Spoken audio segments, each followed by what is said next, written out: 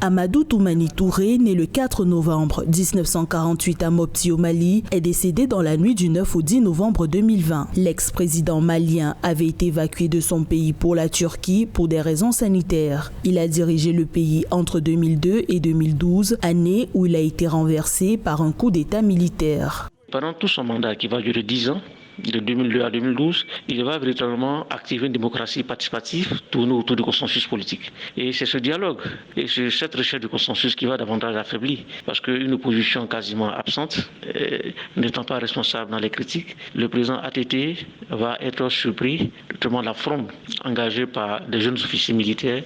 Coup d'État, l'expression va selon des observateurs marquer le parcours politique d'Amadou Toumani Touré. En mars 1991, il participe au coup d'État contre Moussa Traoré et assure les fonctions de chef de l'État pendant la transition démocratique. Après sa réélection à la tête du Mali en 2012, son régime est victime d'une mutinerie militaire dénonçant la gestion du conflit au nord Mali entre l'armée et la rébellion Touareg.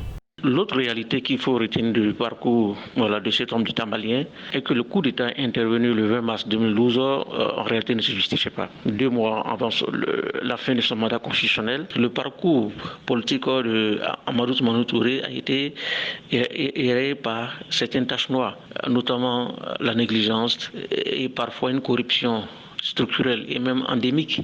Amadou Toumani Touré a été commandant du 33e régiment des commandos parachutistes de l'armée malienne. En 1992, il est porté au rang de général par le président d'alors, Alpha Oumar Konaré. Il va demander sa retraite anticipée de l'armée en 2002 pour se présenter à la présidentielle. Celui qui était appelé le soldat de la démocratie est décédé à l'âge de 72 ans.